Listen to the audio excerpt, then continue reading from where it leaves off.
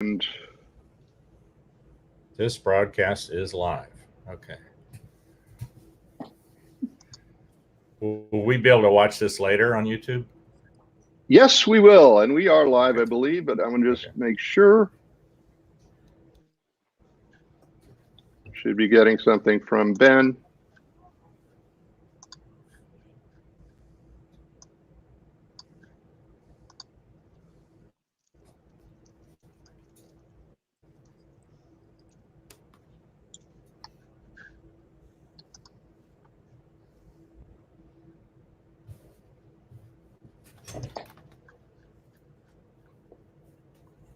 Let's see here.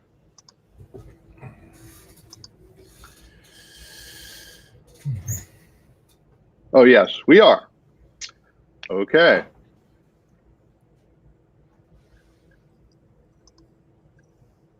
All right. Well, welcome, everyone. Thank you so much for joining us today.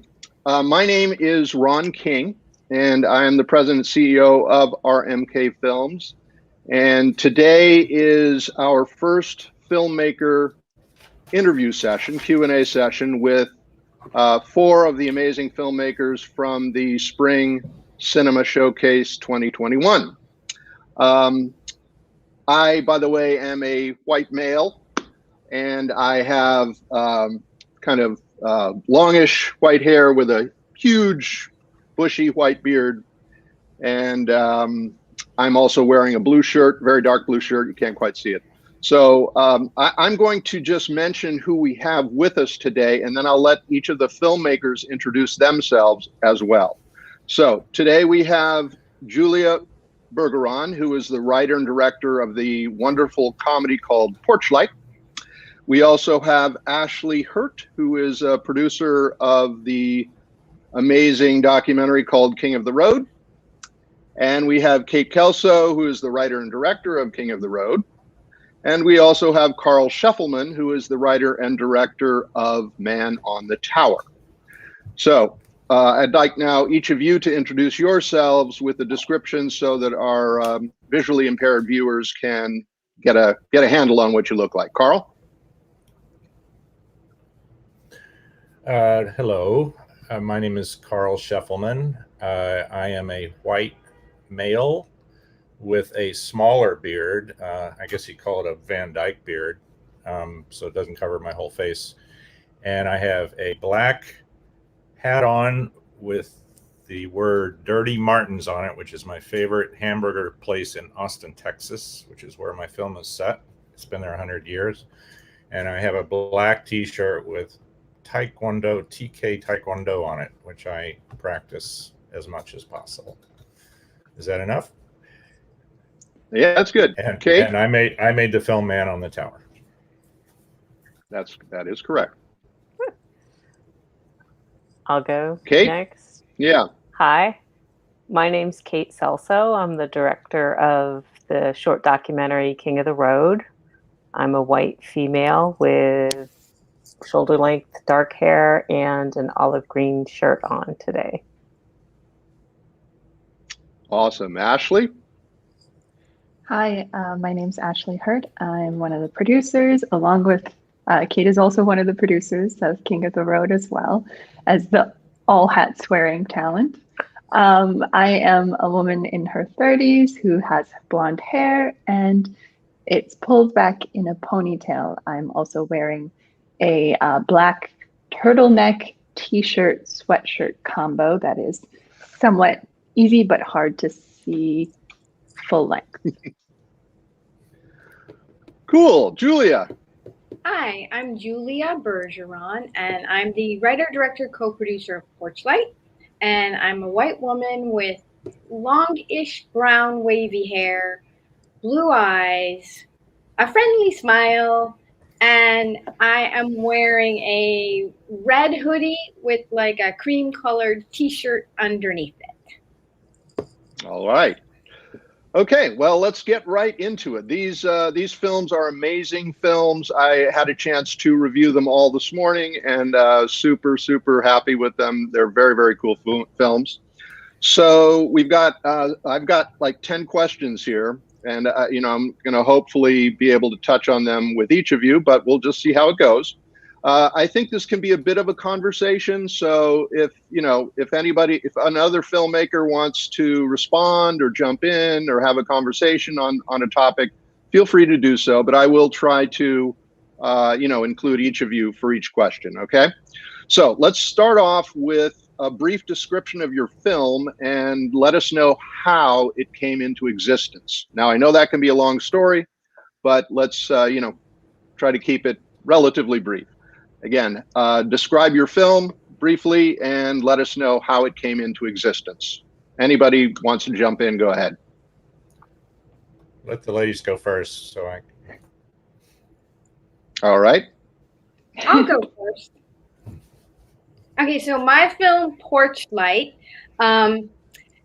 is a dark comedy, and it's basically about two cowboys who have shot somebody, hilarious, inside their house, and they're trying to figure out what to do about the body that we never see, and they keep getting in more and more and more and more difficult situation, and then the kind of twist is that the guy they shot was a clown sort of person for a bachelor party. And now the first bachelor is showing up at the house because the clown went to the wrong address. Very quickly, the way it came about was that I used to be a Girl Scout leader. And doesn't that just dovetail with cowboy shooting? I know it does, right? So I was a Girl Scout leader, and we did this thing where we would go to the girls' house in the morning and kidnap them with air quotes, and take them to a pancake breakfast in their pajamas. And I thought, we really need to let the parents know what's going on. And the old writer, what if? So what if you weren't communicating? What if you gave the address wrong? And what if it was adults who burst into a house unannounced? And basically it all got kind of whipped around in my brain like a tornado, and Porch Light is what came out. Okay, great. Anyone else? Next person. Cate, do you want to tell the story of how you found Rick? Sure. So our film is called King of the Road, and it's a short documentary about a living person who is a tractor trailer driver and also an Elvis impersonator. The story came about when the subject, Rick, was actually hired to perform at one of the places I was working at. And he kind of mesmerized me with how he turned a bunch of us folks that were like, why are we being subjected to a cheesy Elvis impersonator?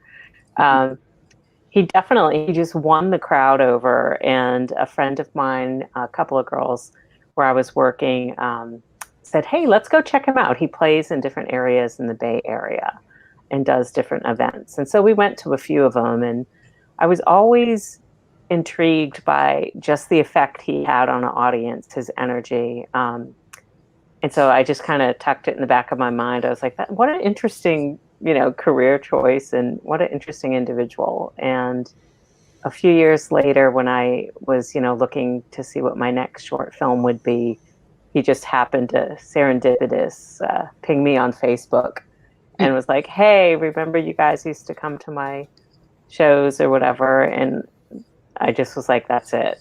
That's going to be my next story. Great. Karl?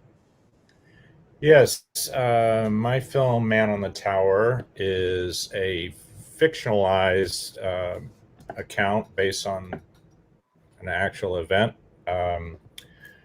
It's based on my memory as a young child.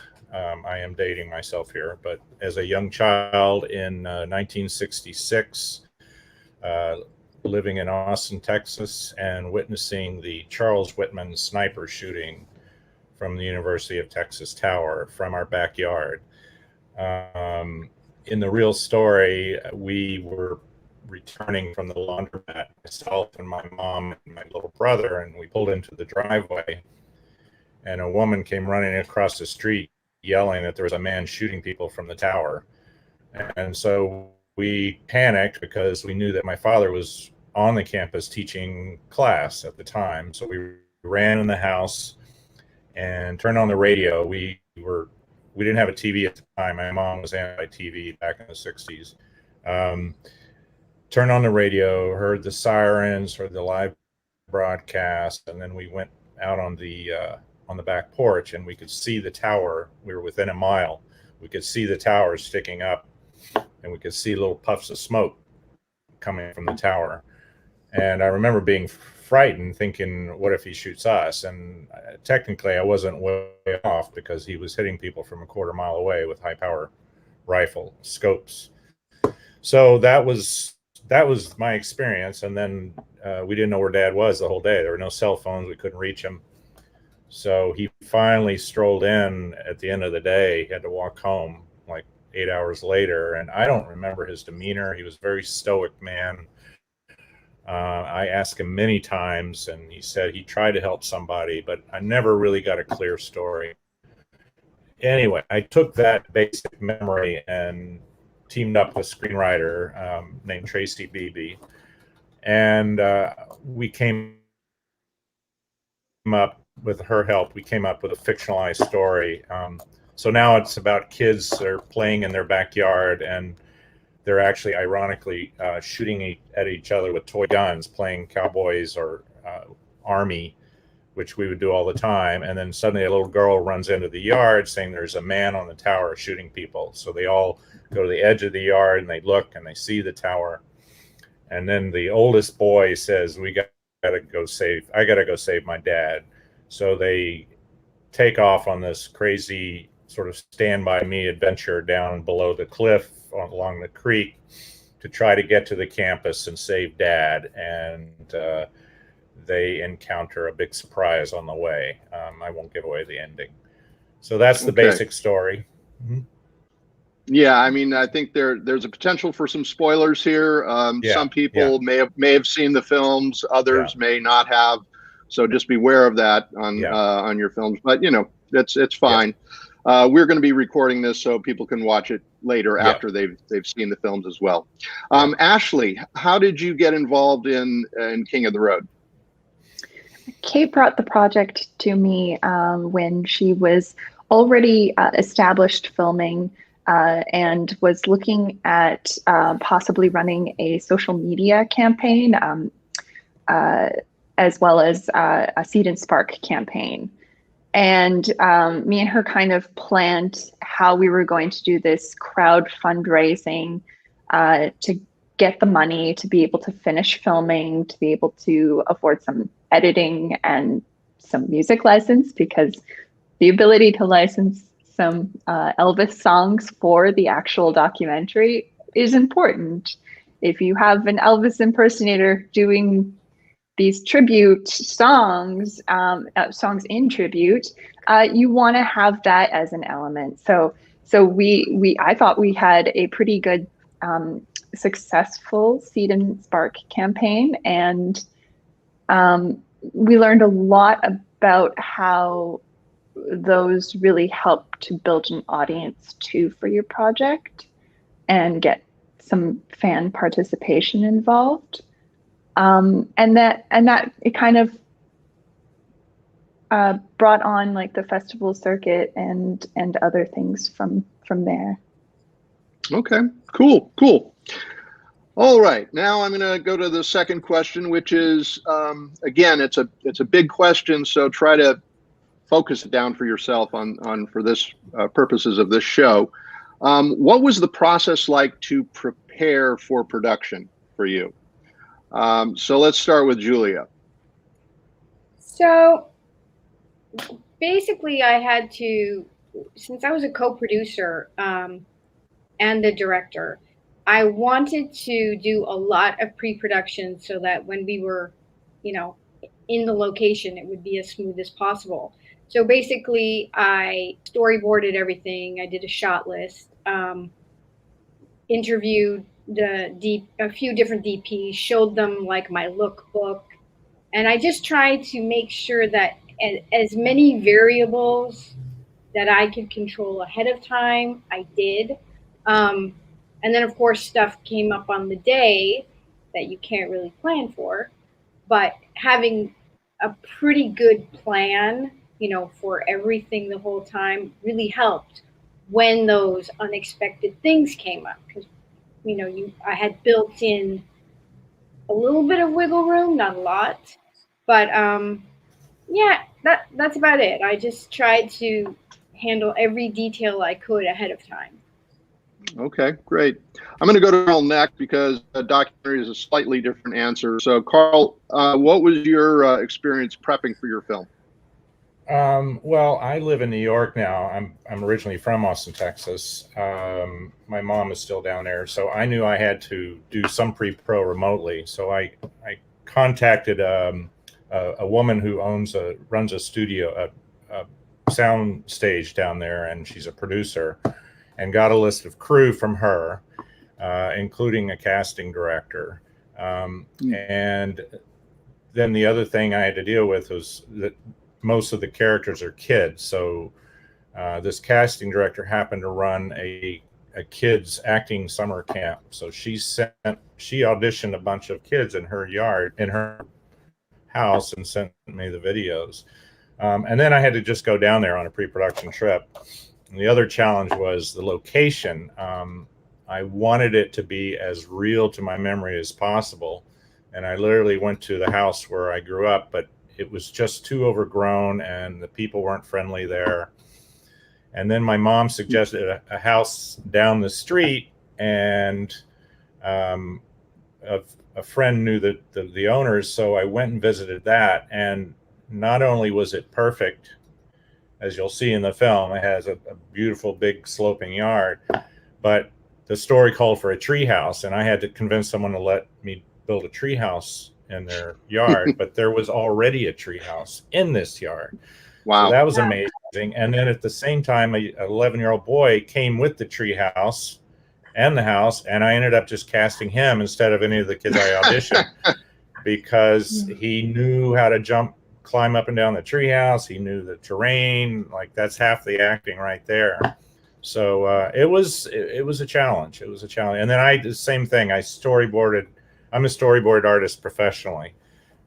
So I storyboarded every shot to the T because I knew with kids we had to be very well planned. So yeah, I'll just slightly insert here that Karl, as you mentioned, he's a professional storyboard artist. His career is pretty amazing. He doesn't like to talk about it because he's a filmmaker, but you've seen many movies that Karl was involved in. Anyway, let's move on to Cate and Ashley. What was it like prepping for your production? Leading up to actually shooting it. It's kind of like you said. It's different because we had multiple preps. We shot the documentary, and Cate can talk more about that aspect too. Is we shot it in parts, so over a year and a half. So we had multiple shoot days. We were part of the script and the story that Cate put together, and interestingly enough was to showcase the leading up to him doing one of his biggest gigs of the year, which was playing on the U.S. Potomac. So we had multiple lead ups and multiple preps going into that. And Cate, what were you thinking about as you prepped for the to shoot? Documentary is such a different animal. It was my first time actually doing a doc. I had done a couple of other shorts that I had directed. And for me, the entire pre-production process was basically trying to pigeonhole where I wanted to actually tell that story. So there was a lot of looking at other documentary filmmakers and films, and my conclusion was that I really wanted to have the subject really tell their story and be as hands-off as the filmmaker could be, like almost invisible.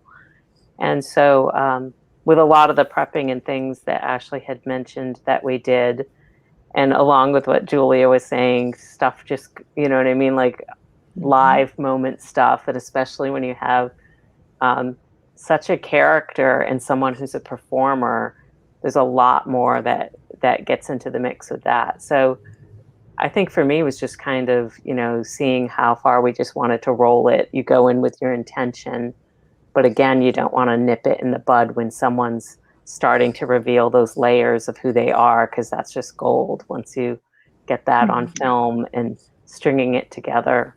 So Okay, great. Yeah, that's an interesting distinction between the two. But on the other hand, you got some commonalities between documentary and scripted work. Okay. Well, we just answered a little bit of the question, but I was going to ask you how many days that it took to shoot your film. So perhaps each of you can address that. Julia?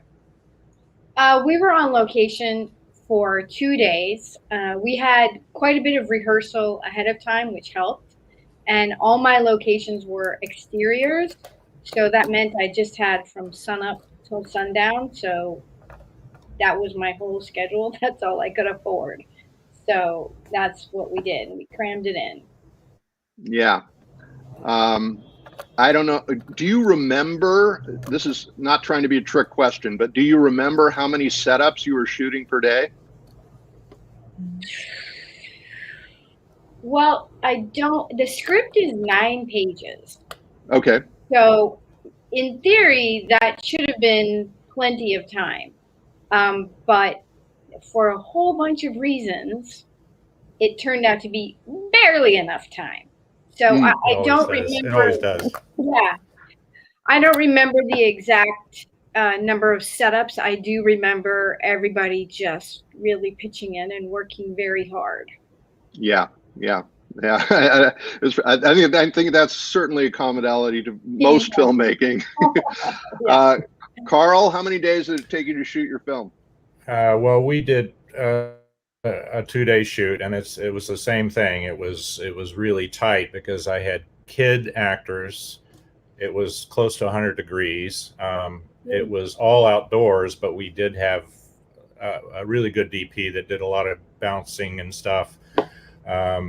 But with the kids and the attention span, we had to be really organized, and not have a lot of discussion about technical stuff. So it was close. We had one crane tripod that collapsed, so we had to abandon that. That started us off slowly.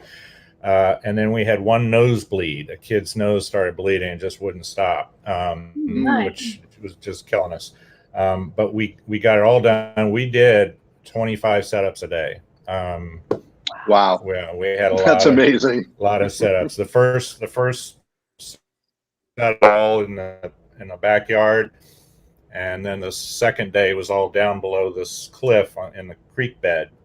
But it was all fairly compact, but there was poison ivy, and we had a guy with a machete who was an ex-Marine that would clear the paths of poison ivy, but it was pretty insane. But we got her done. We had heavily mapped out the shots with my DP and sound person days before, so that we were just like boom, boom. And I had a really good AD. Christine Chen, who was just exceptional. If you're ever shooting in Texas, I would recommend her. She was great. Yeah, first ADs, super important. Ashley and Cate, you mentioned that you shot a number of days over a long period of time. Do you have any idea how many days you shot, or any clue? Oh wow. At least 20. Yeah, I would agree. At least 20. Because go ahead. There's also there were events and certain gigs that actually didn't even make the cut because it just didn't progress the story enough. And and or once we got there, or as Cate can say about filming, there was a children's birthday party where this young girl wanted Elvis at her birthday. How old was she? Like maybe 3. Oh my God. Quite young. Yeah. And we thought this is going to be adorable and great. And I don't think it worked out at all when we saw the footage. So we were like, this doesn't actually tell more about his story. Just it's an anecdotal kind of event. And but yeah, I think that's what Cate remembers is there. So there were a lot of days, unfortunately, that didn't make the cut. But How that's long part is of your documentary. How long is your film? It's just under 25. Oh, it's a little longer. Yeah, it's a little bit longer. But there was one edit that was 45 minutes. It was almost a feature. I gotta admit, there were so many things that we had in there. But I think a big component of too is when you're a couple of things when the person is actually a performer, is also permissions and stuff. There were a lot of gigs that we thought would really, as Ashley had mentioned, help move the story along. But there were, quite a few that we were like, oh, these would just be that quintessential Elvis impersonator performance that we weren't, couldn't get permission to film as well. So, yeah. But again, I agree with both Karl and Julia as well. Having a great crew, had a very, very tiny crew, folks that had worked on my first 2 films. But yeah, you got to have that. For me, it was the DP, who was a shining star, Sean Wells, and also an editor, kick-ass editor, Nick Blonde. I mean, like, just those small people that you pull in that you just kind of like, I'm going to make every film with you guys because, it's so important. I mean, Yeah, on absolutely. narrative, you really need a good AD. That is so critical. Oh, yeah. So critical. Yeah, I totally agree with that. In fact, the AD who worked on one of my films that's showing in the showcase, we're also featuring a couple of his other films as a producer. But he was a Craig Blair is his name, and he was an amazing first AD, and first time I'd worked with him, and he was great. And his other work that he's doing as a producer is amazing. I mean, terrific stuff, just wonderful stuff. So if you have a chance to check some of that out over the showcase, I would encourage that. Let's go to the next question, which is, what was the casting process like for you? Now, we got a little bit of that from Karl already. So I'm going to go to Julia first on that. How did you cast your movie? How did you find these amazing actors? Well, it was interesting. So one of my leads, Eddie King. So I had seen his headshot on Facebook, and it was taken by a woman that I know. She had posted it, and I saw his picture, and I was like, that's my guy. I just knew it was him. So I got in touch with Carolyn, and I said, tell me about this. Then I met Eddie, and we clicked, and then I went to cast his buddy. So we read quite a few actors. Like, we put up a casting notice. We read quite a few actors, and there were some good options, and nobody really like blew me away. And then Eddie said, I know an actor. He's a good friend of mine. You should check him out. So we did a reading at Steve's house with Steve and Eddie, and it was magic. Like, they just brought everything to a level that I could only have hoped for. They had that camaraderie already. They were already friends. They were so comfortable with each other. And Steve is a theater actor, really talented guy, takes direction like that, which just brought everything up. And then the last actor, we did a casting, and he was the first guy who came in, and he was just like so, I don't know, so perfect, so funny, so present. And easygoing, which to me, I just want easygoing. And he was just brilliant. And then we still saw like 25 other actors, but me and my co-producer were like, that guy Scott, he is it.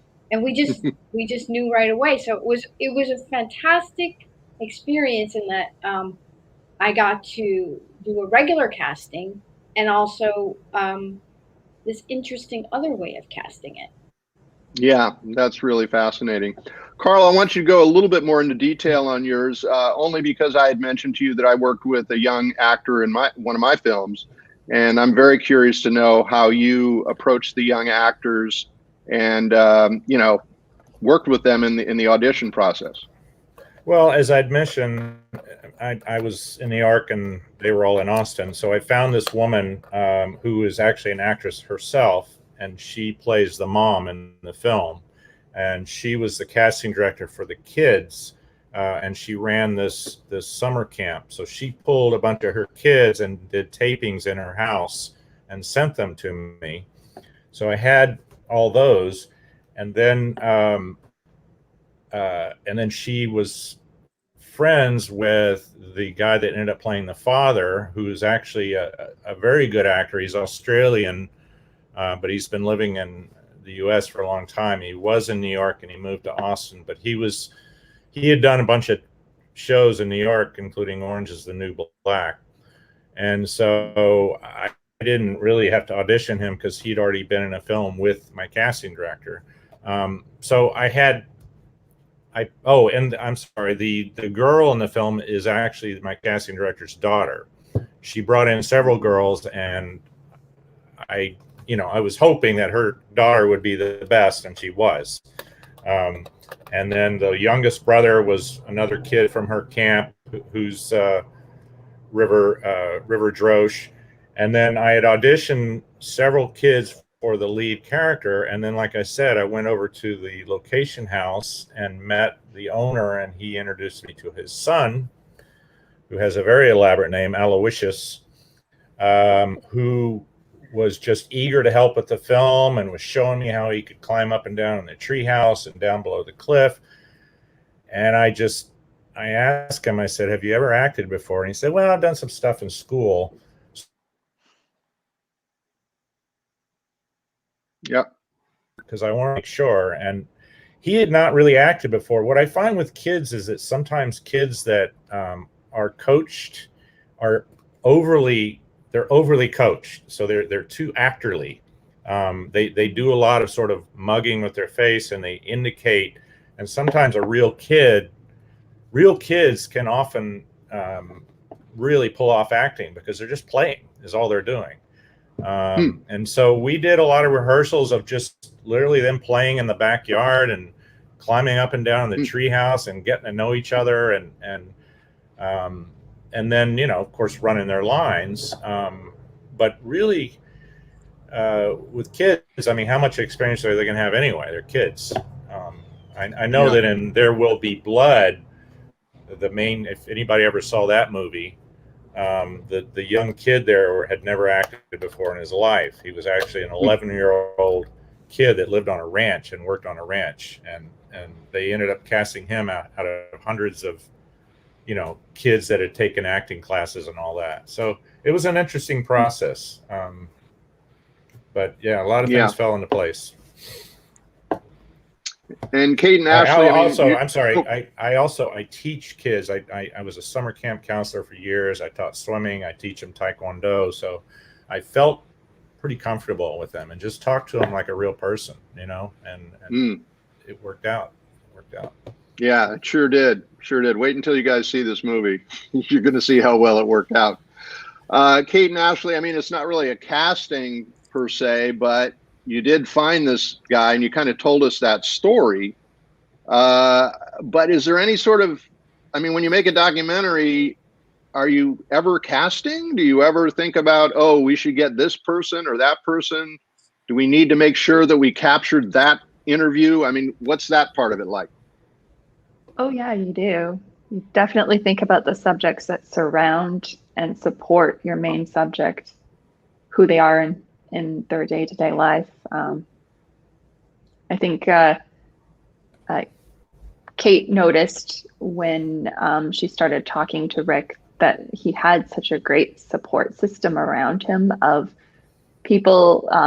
When you watch the documentary, there's a couple that hired him, and they just became parents, almost adoptive parents to him at some point. So, you know, you find those characters within their world, and that's what makes it glow.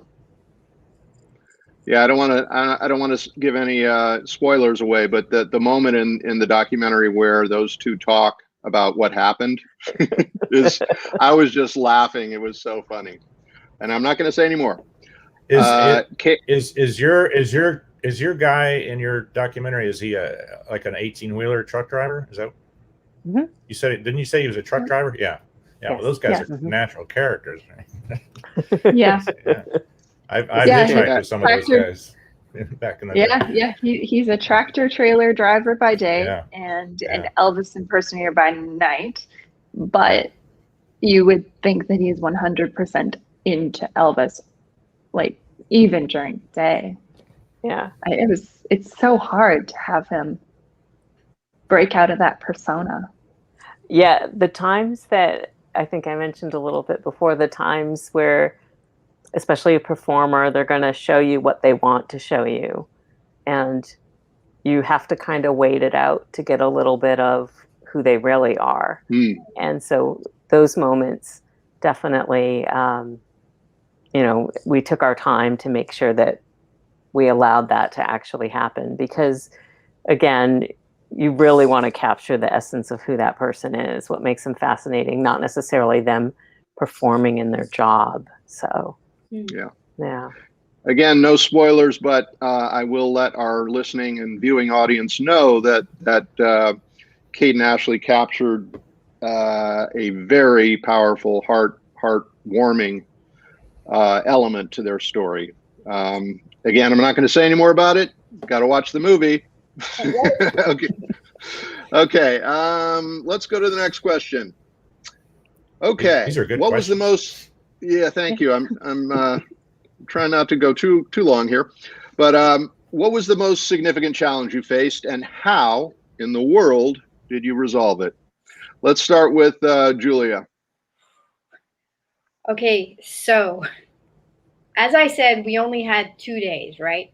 And I'm like a big believer in doing all your research and all your pre-production to make sure everything goes smoothly. So I scouted my location twice. I scouted it on a Tuesday and I scouted it on a Thursday. And when did I shoot?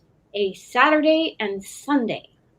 And it turns out that it's a good idea to scout your location on the same day of the week that you're going to shoot, because it was on the weekend in an air traffic pattern.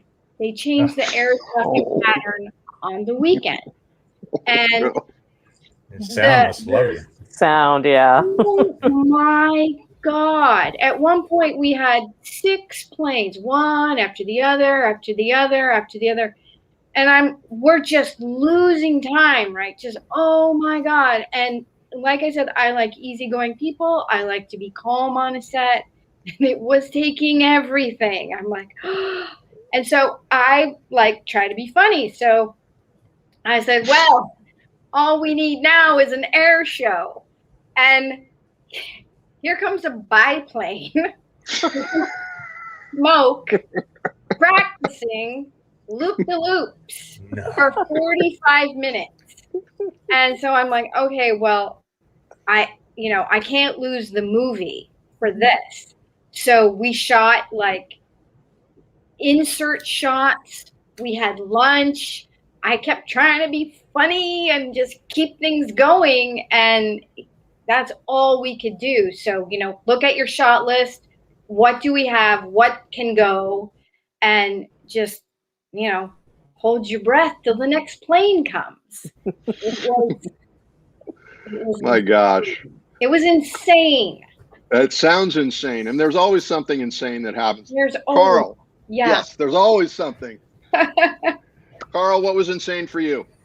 Well, I touched on it earlier. I mean, we had one equipment failure. We had some sound issues, fraternity boys partying on the weekend because we weren't far from the campus. But by far the biggest challenge was that my lead kid getting a nosebleed. It was one of the, he didn't hit himself. It was just, he gets nosebleeds, and it wouldn't stop. And you can't get mad at the kid. He's stressed out as it is. I mean, this is like on the second day, towards the end of the day. It was almost 100 degrees. I think he had decided that maybe this was more than he had bargained for, because he had never really acted that much. And he got a nosebleed, and it you just have to sit. And then they tried all the, leaning your head back and the cot and the tissue and all that. And the parents are all right there, and they couldn't have been more helpful. These parents, they were great. I mean, they bent over backwards for us. We were using their house, we were using their kid. But we lost an hour with that, which was pretty critical. But we got it all done. We managed to get it all done. But it was definitely that nosebleed. Not something I foresaw. I always say God. when you're acting with kids or auditioning, even with child talent, you're also auditioning and working with the parents. Yeah. And just as much, because they come as a package deal. Not only help with their kid, but the father helped us add on to the treehouse, which it was already a platform. Wow. Yeah. We added a bunch of crappy wood on it to make it look like the kids built it, more like in Stand By Me. And he was all over it, helping me and everything. It was amazing. Yeah. Well, Cate and Ashley, I imagine there were a few challenges on your show. Why don't you just pick one? If you can. Anything that jumps out at you as being a big challenge that you've figured out how to deal with it in real time? For myself, I would say like helping Cate get through the edit, that cut, that very long cut, the director's cut she had put together. We kind of swapped editors at one point too, just because the other one got busy and our edit was taking a lot longer than we thought, timeline wise. So, and then we found Nick, who is amazing and helped us get the edit down even more, because 45 minutes is way too long. And that was hard, because when you have that much footage and you have multiple angles to take this story, you really do need to know what would be the most interesting to watch, but still not sacrificing the heart, the soul, the human interest of what the subject is. And so, I think Cate chose some really good scenes that give you insight to what this guy is like, and makes it really relatable. I think as artists, both Cate and I saw like his story is so similar to all artists and how they work, and how we really are passionate about what we do, and how it drives us to just be better day after day. Yeah, absolutely. Cate, anything to add? I would just agree, cutting that down. And again, that the whole subject that I keep kind of harping on in terms of like trying to really capture that essence and having so much footage, and again, just so many threads to where you could pull and piece together, and just trying to make it as succinct as possible without like losing the integrity of the story that you're trying to tell. Yeah, absolutely. Okay. Here's a positive one. What was a favorite thing about the process of making your film? What did you love about it the most? Julia. Gosh. Well, can I say two favorite things? Absolutely, absolutely. Please. So one favorite thing as a writer is to see actors take the material and bring it to life in a way that not only like I imagined, but even more than I imagined. Like so much just genuine life. That to me was super exciting. And then seeing how it looked like on a big screen in some of the festivals we played, I was so excited because I had shot in widescreen and because I thought for this film that was what was right. And then to be able to see that and be in an audience with people who really appreciated like my sense of humor, because humor is very subjective and not everybody laughs at the same things. But so it was so cool to be in an audience and people are laughing at stuff I wrote that that what was in my head was then right in front of me, and everyone was sort of all on that ride with me. That was really, really cool. And I had a lot of help from my brother and my husband and one of my daughters. And so the shooting process, even though it was, stressful, was also very warm and family. And then the finished product was also like really just a good feeling. Yeah, that's great. I'm glad that that you had that experience in the theater, because the theater is really fun to see it up on the big screen awesome. like that. So fantastic. Carl, what did you love about making your movie? Well, just working with the kids. I mean, first of all, the kids probably learn their lines better than many adult actors that I've worked with. So that was pretty amazing. They really did their work, and just seeing them when they would get it and cease to act, just being with each other, and then smiling when I said that was great. I mean, it's just a thrill. It gives me chills even talking about it. And even at one point, the little girl said, "Karl, you're doing a really good job." In the middle of like, I'm like completely stressed out thinking about everything. And she just was so great. And part of it helped that her mom was also an actor in the film and was the casting director. And I kind of purposely did that. It's like we had a family. It was really great. And then the only other thing I would say is I love the post-production process of composing music. And I found a local Austin band that had never done a score for a movie before, and creating that with them was really magical, and laying that layer in. Music can really pull a movie together. It can't save a movie, but it can. And I basically told him, this is Peter and the Wolf. It's like, if the who's the composer that did Peter and the Wolf. I'm blank. Like it's Peer Gynt or something. I want to say Tchaikovsky, but I'm not sure that's Russian correct. I thought it was Tchaikovsky, but I think it might be Tchaikovsky, I thought it was but too. I could be wrong. Okay, well, But just telling him, I like that. Yeah, we'll say he's trying. I listened to it as a kid and had the story told and everything, and I said that's what this is like, and I like the marching element, and these musicians just got it and really did a great job. They're called Batty Jr. and they're Austin local talent. Yeah, I love the score, Karl. It was a great score. I really like that. Thank you. Ashley and Cate, what did you love about making this movie?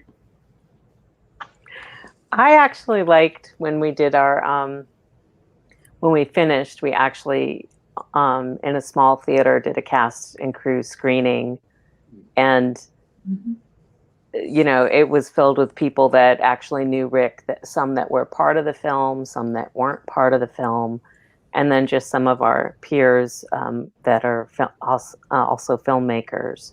That to me was just hitting it out of the ballpark, to just have people come up afterwards and just say, "That's Rick." you know, Mhm. and just saying, Mhm. that's him. That's totally him. And his reaction was just, his reaction was just amazing. I mean, there's always that trepidation where you're kind of like, you know, how they see themselves versus how you're presenting them or how they're actually seen by others. But that was my favorite part. I just felt like job well done. Yeah. So you had Yeah. that was pre-COVID, I guess, right? Yeah. We did. Yeah. So what happened was we actually finished the film in the fall of 2019.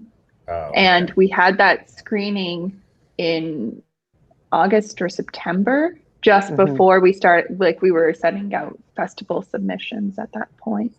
Right. And that was that screening. Yeah, we had friends and family and other filmmakers, and Rick also performed at that screening right after Cool. the film. So we got him and his band got up and did a performance there, which made it even better because and everybody who was a part of the film also got like a little party. Once we started doing the festivals, we got into our first festival, the Outer Limits, I Outer believe, Docks. in Outer Docks. Yes, it's a good one. Outer Limits is a TV show. In December, and Cate went to that, and little did we know that would be the last film festival that we would get to go to in person, because we got into Poppy Jasper right after that, at the Bay Area San Jose Film Festival, and that was supposed to take place in May of 2020. And we were looking forward to that being our big premiere because it's much more very established, especially for documentary in the Bay Area. And that got canceled. And so we did online editions for the Independent New York Film Festival and the Toronto Short Film Festival, and Oregon. And then Oregon and Portland, both of those film festivals, the film programmer there fell in love with the short and programmed it for both of them. And we it was all online at that point. So and then we Cate worked on we got a deal with PBS KQED Arts and Truly California, and we sold it to them. So it is now on their platform for streaming for free. Yeah, our link from the showcase goes right to that link. So perfect. So people get to see it in the KQED venue, basically. So yeah, thank you for that. They were amazing. Yeah. They were so kind to us, because during the COVID times, they were like, we were telling them that we really wanted to do the deal with them. And Annie, I believe that's how you pronounce her name, was just super like helpful. She's like, okay, no worries. Like let us know when you're done with your online film festivals, because it's a bit of we're all going through this like transition where we don't know how the festivals are exactly going to geo-block. And they wanted the rights to California, of course. So, it worked. Unfortunately, I have yet to have an in-person cast and crew screening with my film, because by the time I had finished it, it was COVID time. All my festivals have been virtual until coming up. I've got 2 live festivals happening. One is May 22nd in LA. First Glance Film Festival in LA. So the film's going to show on the big screen finally at the No.7. And then this summer in late June, it's going to screen at the Manhattan Film Festival at the Cinema Village, which is 4 blocks from our apartment. So finally, but the owner of our house and the owner of the lead actor son was going to have a screening at his house, but it hasn't happened yet because of COVID. So it's been a tough time to have a finished film, clearly, as we all know. Yeah, indeed. Yeah. Okay. Go ahead. Oh, I was just Nope. going to say, yeah, we're really lucky. Cate and I had a good little online film festival run, and then were able to sell it. So more eyes got on it than we thought at first. Definitely. Yeah. Right. I think I'm going to skip that question. I won't even tell you what it was. Let's go, because it's a downer after what we just talked about. It was what if there's anything you could have done differently, but let's pass that one over. Always something. Yeah, there's always. Right. Let's go to a more positive one. What are your hopes for the film? What do you hope that people get out of it? Julia. So I've been really happy with the way the film has been received. Like the people that like it, which I guess is sort of obvious, right? But the thing that I also like about the film, which is maybe not totally obvious, is that so I don't think there's a little message in it, and I don't think it's totally obvious. And if you watch the film, you may get a little bit of the message. And not that it's a message movie, but at one point, one of the characters calls the other character a trigger happy son of a bitch. And I think if you're a trigger happy son of a bitch, maybe you shouldn't have access to a rifle. So that's, if some people watch that and get that out of it, I'll be really happy. And if not, if they just have a laugh, that's good too. It's going to live on. Apparently, it was just invited to be on a platform for the Malibu Film Festival. He's starting his own channel, and it's on my channel.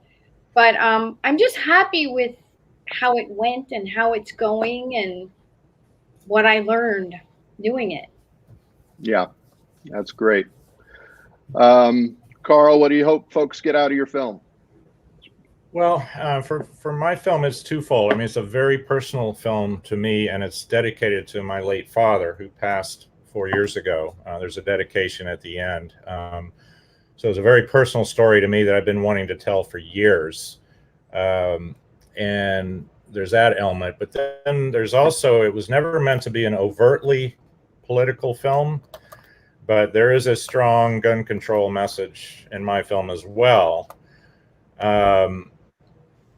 Of course, when I made the film, we didn't have the COVID happening and all that, and then the Trump the Capitol thing and all that kind of took over the news. But the mass shootings were pretty heavy on people's minds. Now, sadly, that's starting to come back. But I hope it promotes that discussion about our sickness in this country of mass shootings.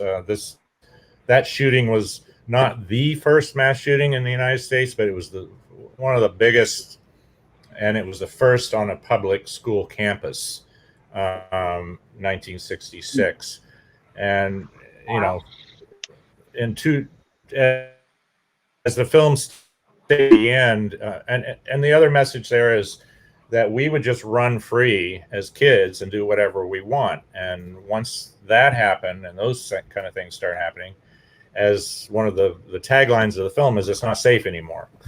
And then there's also the statement that in 2019 alone, there were 420 mass shootings just in 1 year. So, I hope that discussion comes out of this film as part of it.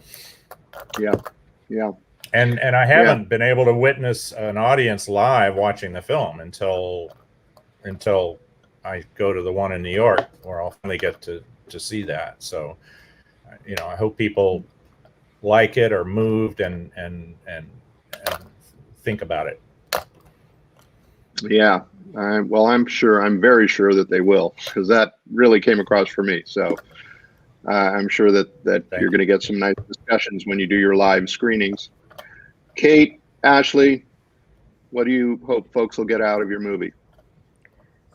The story inspired me, and hopefully just to inspire others. I mean, most creatives are kind of running these dual lives with a day job and a passion career, and to just see, and tap into someone and be able to follow them on their journey and just be inspired by Rick's resilience. And, most superheroes don't wear capes. They could be your neighbor, at the end of the day. Yeah. I agree. Yeah. A big part of why I even was so keen on doing this story was because of, in human interest pieces, what I enjoy watching them and what I hope other people enjoy watching them for is that connection to a life lived in a very individual's passion moving forward way. I hope I'm describing this properly, but it's that seeing that, life can throw you a lot of curveballs, but you still get up and you do what you love to do, because it makes life so much more worth living. And that is essentially what Rick is. When you watch this story, I feel like you just feel better. You feel like you aren't watching something that's going to bring you down. You're watching something that lifts you up and makes you feel good, and you put some pep in your step too, because you're getting like the jive of the music going on. And I hope that when an audience watches it, they feel that way too, that they're excited to go out and do whatever it is that they do for either a living or for fun.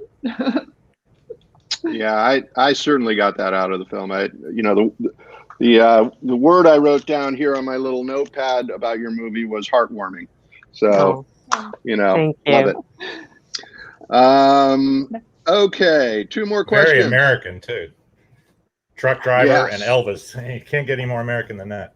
Cate and I actually went and watched that Elvis documentary, The King, that came out, because at the time we were still filming our documentary. I think that that doc was a feature, and it was put together by a bunch of musicians. So they had like very high licensing value for their music, and they had great music in there and cameos.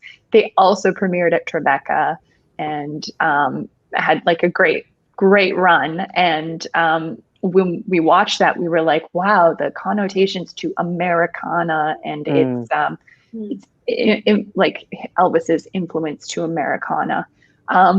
We were concerned ours was going to be too much like that in some respect, but I think it brings out happiness in a lot of people. That's great. Yeah. Okay, 2 more questions. This one is a little bit, I'll call it an upgrade of a question. And I'm sure all of you have thought about this, and several of you, I think, have already done this, so you'll have some insight into this. But what's involved in the transition from making short films, like the ones we made today, or that we're talking about today, to making feature films? What is the, what is your mind, how does your mind have to adapt to a feature? Or if you haven't made one yet, what are you thinking about in terms of the challenges that making a feature film will pose to you? Julia. I haven't made a feature yet, but I'm in the process of putting together a budget for a script I wrote. It's a low budget, limited location feature. It's also a dark comedy. And it's called 10 Miles Outside of Homer, Alaska. And so I would say I'm not shooting it in Alaska. So I'm trying to find a location in LA.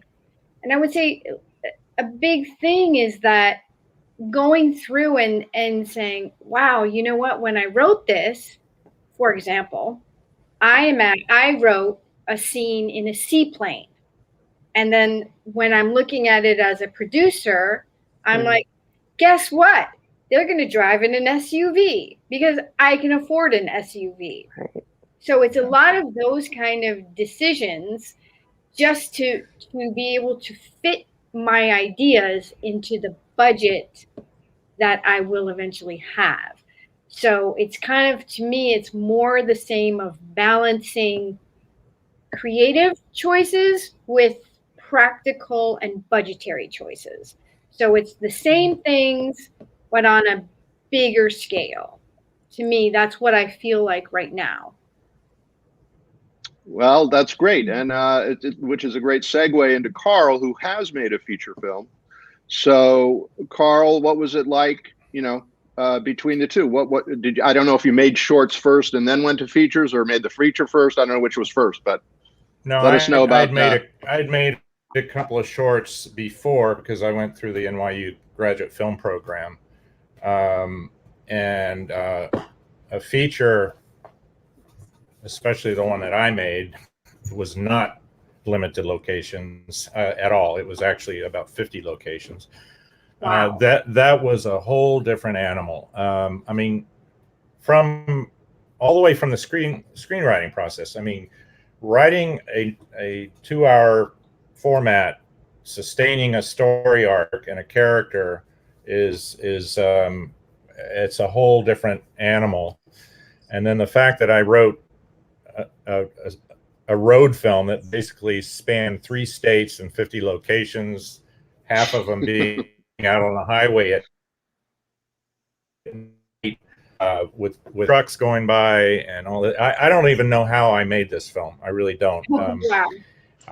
It's called Looking for the Jackalope, and it's basically a cautionary tale about nostalgia, about a guy trying to relive his youth, going back to his college reunion in Ohio from New York, and he misses his plane and ends up trying to hitchhike, which is something he did with a girlfriend 20 years before in the opposite direction, and that goes terribly wrong, and he finally gets to the reunion, and then he tries to rekindle his romance and learns a powerful lesson about living in the past. But it was, as one, it went to a few festivals, and it's now streaming on IMDb TV. It was on Amazon for a while. It's on all the digital platforms, but it went to a few festivals. And one of the runners, it was the New Filmmakers of LA Film Festival, said, "I have never seen an independent film, feature film, with this many locations, this many, like, how did you do it?" And I just was like, I'm not sure I can even remember, but I had a terrific, I was in New York, and a lot of the film was shot in Ohio at my alma mater, Kenyon College. And I had to figure out, I had to find a producer there that could find a lot of locations. And I don't want to go on too long about this film, but he did a great job, and he knew the highway patrolman, he knew all the locations, and he pulled it all together. But the basic thing is, it's just a whole other animal making a feature film. There's so many more things, and sustaining the story, and and then especially if you write that many locations into your film. Wow, that's incredible. That's amazing. Yeah. Cate, what's your scenario with feature films? I agree. When it's a scripted narrative film, the challenges of maintaining character arcs and having things come to fruition, along with your budgetary concerns, like I'm right on with you guys in terms of that.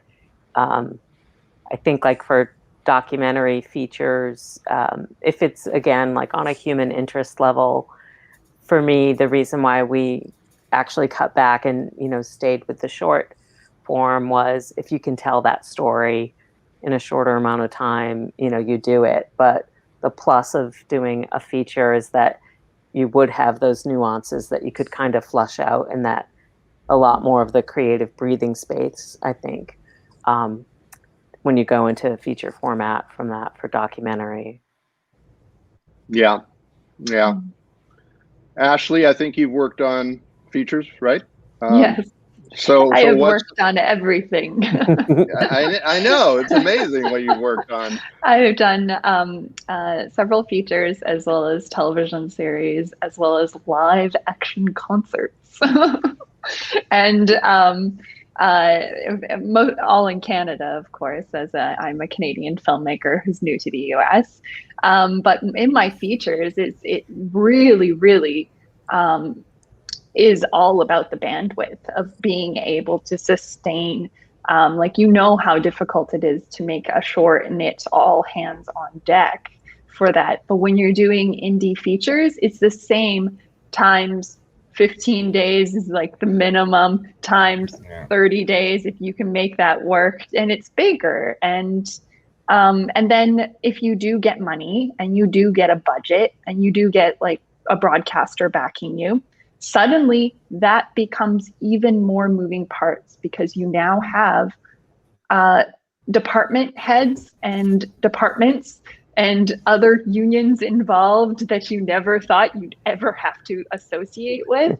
And you become, it suddenly just becomes an animal that the train is on the tracks, it's moving. You're gonna have your first day of principal photography, but you don't know if you're going to make your days. You don't know like how this is going to work out in the end, but in the end you have a movie, and and it goes off to screen somewhere, and or goes to television, and you kind of learn that the challenge is going to be different every single time, and that's what makes it interesting, because as you're searching on your next project to make sure that you don't make those same mistakes, new and interesting mistakes and challenges are going to come up, and that's something to always be aware of. Yeah, that's great. I was going to add that the other thing that magnifies in the feature film is you've got more shooting days. Well, that means feeding more people for a longer period of time, and I actually shot Jackalope over a 2-year period. I refuse to listen to people saying, make sure you have your whole budget before you start shooting, including post. I said, no, I'm not going to sit here. So I did 3 crowdfunding campaigns over 2 years, and I will never do another crowdfunding campaign ever in my life. But I shot 5 days in New York, edited together a teaser, and then we came back 2 years later. Unfortunately, my lead actor didn't die or have any kind of, major change in his facial structure. To be able to shoot with him. Literally, there's a scene in my movie where he's getting ready to go to his college reunion, and he gets ready inside, and that was shot in 2012. And then 2 years later, we shot him coming out of his apartment. So the makeup, the hair, everything had to be perfect. And he hadn't aged, so that was good. But yeah, it's just more of everything making a feature. It's just enormous. Yeah, and you have to sustain that, and then the best part too is like you have those little luxuries of being able to do that when you're doing the indie projects, the more low budget independent projects, because you can't do that on an actual like larger budget project. Right. The unions will not allow it, and no insurance company will bond that. So they'll be like, you want to wait how long to film the other scenes? Yeah. Can't you age? Like they'll literally say you can use age makeup. Because I tried. We tried once for a project I was doing for a television pilot, and the it needed to take place over 4 different seasons. Like in Canada, we actually have those seasons. So we wanted to capture the leaves turning, and we wanted to capture the snow falling, and we wanted to capture the big bushy greenness of summer. And they were like, no, you will find some stock footage. And use that as your scenes. Yes. Okay. The challenges that we all face moving forward. This will be interesting. Okay. Last question for you guys. It's always a good one. What is your advice for aspiring filmmakers? Julia, let's start with you. Okay. I would say write something that you can shoot with the locations that you have available to you. and I didn't start do with that. something short and just keep going. Just make it with what you have. That would be my advice. Okay. Karl, advice for young filmmakers. I would say make sure you've got a lot of ideas in the bag. You don't have just one project that you spend years trying to get made. Have a lot of stories and write them down.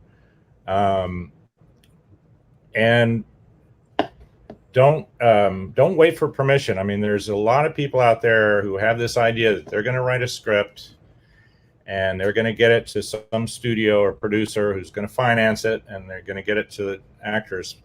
It doesn't work that way. And you have to, in the beginning, you have to just do it yourself. Don't wait for permission.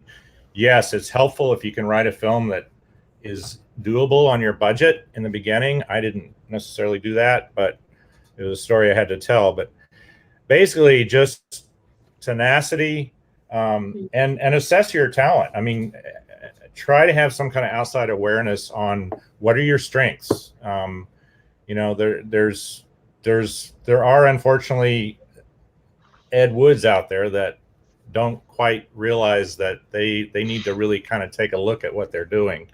But yeah, it's a combination of tenacity, talent, and don't wait for permission. Yeah, I guess. Great thoughts. I did an interview for Movie Maker magazine when I was screening, looking for the Jackalope out at the new Filmmakers LA. It's on YouTube if anybody wants to watch it, but it talks a lot. I talked a lot about what are the important things, and those are some of the things I mentioned. Okay, good. So folks out there can see an expanded answer to that question on YouTube by Karl. Cate and Ashley, what's your advice for folks coming up? They want to make movies. What do they do? I agree with Karl. It is all about going out there and doing it. You can't just wait for one project or push forward with one project, because I've seen that time and time again, and this is a personal experience too, that that project will break your heart and it won't go forward, or something will happen that you've put all your eggs in one basket, and in the end it just didn't come to fruition. And I think it's always important to have a diverse portfolio, like think like an investor, and that you're investing your time and your talent in multiple projects, because you're not sure which one will go up or down, and take that for what you need. Like if I kind of feel like I'm rambling now. No, it's okay. But yeah, no, I think that's important, that if you're only investing in one project, you're gambling big. And I do agree, you do have to be passionate about these projects, but you also need to make a living. So I think you need to look at the economics of all the projects that you make, and spend the right amount of time on them. So like if you're making a short, please try to not spend too much time farming it out to festivals well beyond when you've had a good festival run, just to search for those laurels. Try to find a place or a time to leave well enough alone. And when you work on a feature, make sure that you find some way to distribute it other than if you have a distributor, or if you do a self-distribution, like there's lots of self-distribution models now. Make sure you have a way to monetize it, so you do see some revenue from it, even if it's over a long period of time, because you can move on to the next project. But you do have to think about those things. I don't want to see people being starving artists. I don't want to see people work for free constantly, because that's a huge thing in our industry where we give a lot of our time for free to other projects and we don't see any return on it because deferred fees and the projects don't make any money. And everyone goes, oh, this is for PR and this is for you getting exposure.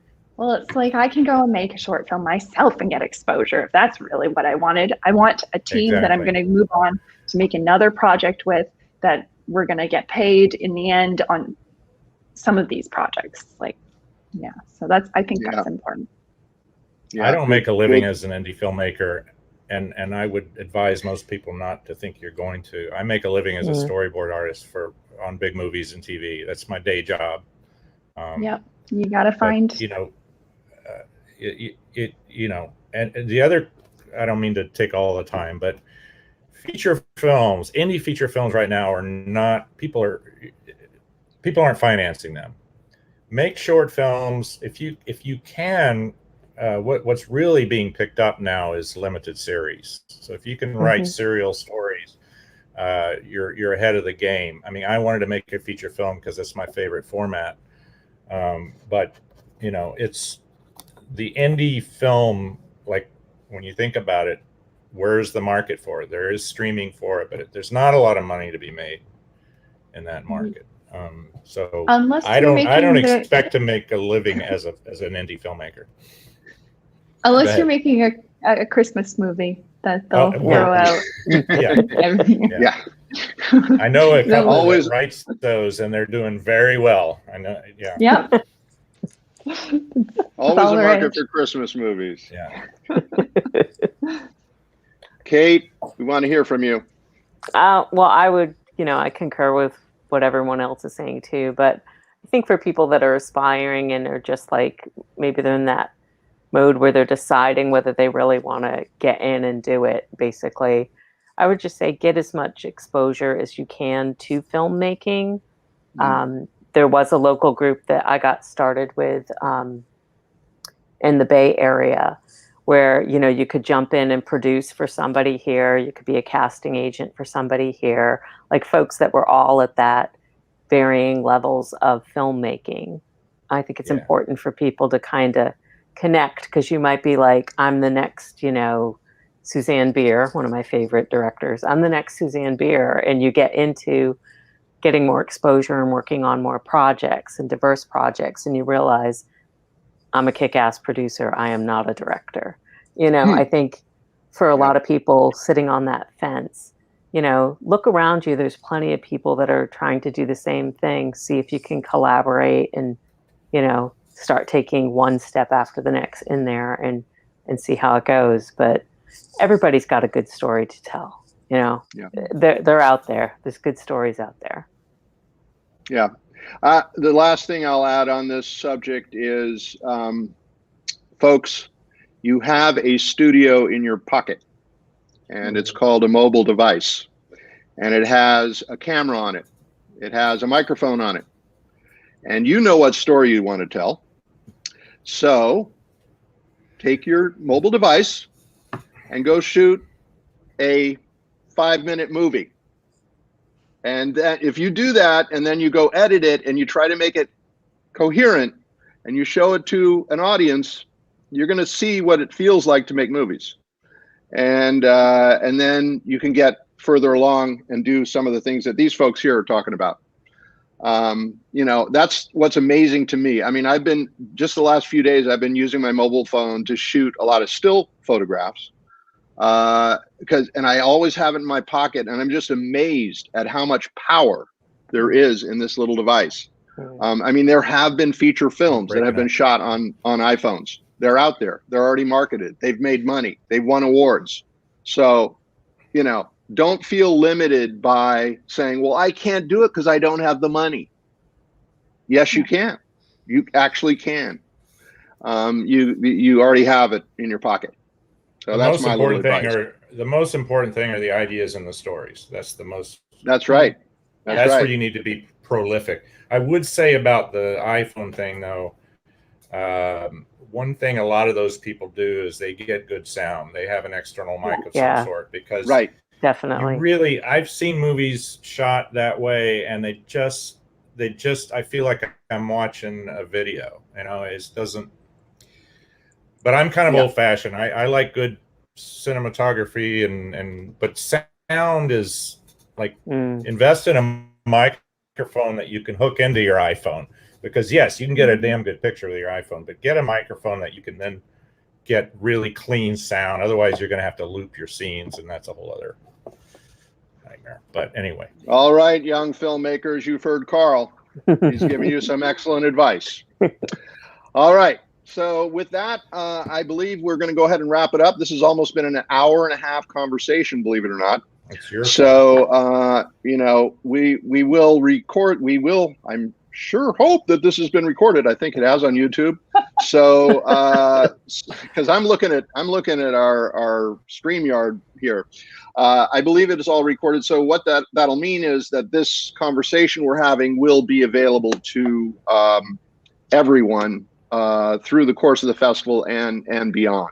So thank you very much, filmmakers, for participating. Were there any questions? There may have been. Again, I'm looking at the StreamYard interface, and it's possible that on the YouTube interface there were questions coming in. But I had them both going at one point, and it was like an echo effect. Let me just check my email to see if Ben didn't send anything over as questions. Because he said he had a bunch of questions. Well, I'll tell you what, Ben, who's been my assistant on putting this whole thing together, I believe does have some questions for you guys. So we're not going to do them live right now, but what I'll do is I'll forward them to you, and you can get back to him, and maybe we'll even type them up and put them on the website with your answers, if that's okay. Oh, great. Of course. Yeah, if I find out there's a whole bunch of unanswered questions, which I'm sure there probably are, I will get them to you. I promise. Okay. I'm very much looking forward to watching the other films after the fact, which I should have done in the first place. Yeah, you got to see these movies, everybody watching, and also you guys, because it's, again, I watched them this morning and I'm just like, wow, these are amazing movies. So thank you so much for everyone for joining, and we will see you down the road, as they say. Good luck, everybody. Thanks. Bye, everybody. Goodbye. We're ending the broadcast.